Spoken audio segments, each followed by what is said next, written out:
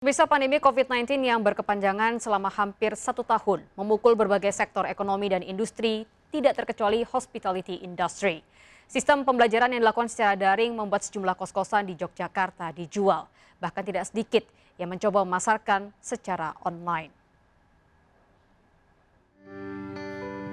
Bangunan kos-kosan megah yang dulu selalu ramai dengan gelak tawa mahasiswa kini berubah sepi.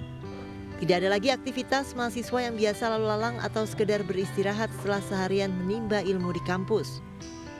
Pandemi COVID-19 yang melanda seluruh penjuru negeri selama hampir 1 tahun terakhir membuat beragam tatanan kehidupan berubah.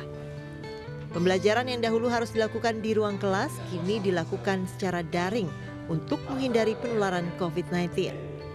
Dampaknya tak sedikit kos-kosan yang terpuruk akibat mahasiswa perantau memilih kembali ke kampung halaman dan mengikuti aktivitas kampus secara online. Kos-kosan di dekat kampus UIN Yogyakarta ini misalnya, sudah hampir setahun kos-kosan sepi tak berpenghuni. Akibatnya Zulfi Ivani memasarkan kos milik keluarganya melalui e-commerce seharga Rp750 juta. Kira-kira Maret 2020 setelah mahasiswa pada pulang, mahasiswa kuliah dari rumah ini kosong, jadi hampir setahun kosong. Hitungannya sebagai aset kan nggak terpakai, nggak menghasilkan. Jadi padahal ada biaya, harus ada biaya perawatan. Zulfi Ivani bukan satu-satunya.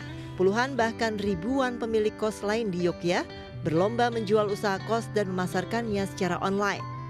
Harga yang ditawarkannya pun beragam mulai dari 500 juta hingga 12 miliar rupiah.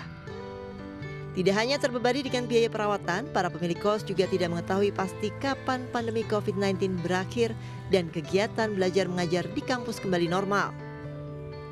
Upaya menjual kos-kosan ini dipilih sebagai langkah terakhir menyambung hidup di tengah kondisi ekonomi yang sulit akibat pandemi COVID-19. Kini para pengusaha kos hanya bisa berharap pandemi segera berakhir agar kehidupan dan pendapatan bulanan dapat kembali normal. Maraknya penjualan kos-kosan di daerah istimewa Yogyakarta, khususnya di Kabupaten Sleman ini banyak ditemukan di sejumlah e-commerce. Mulai dari harga Rp2 miliar hingga Rp12 miliar.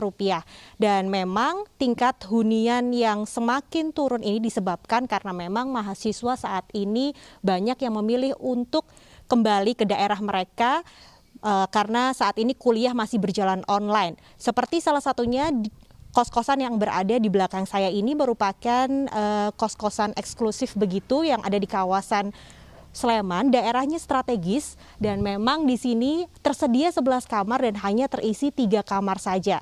Dan pihak pemilik kosan pun juga mengeluhkan hal tersebut dan sampai hari ini menurut informasinya kos-kosan ini tengah dijual di salah satu e-commerce untuk dapat mengembalikan roda perekonomian tentunya. Dari Yogyakarta, Anissa Rizky Agard Antakona, Faduliku Senarto melaporkan untuk Anda.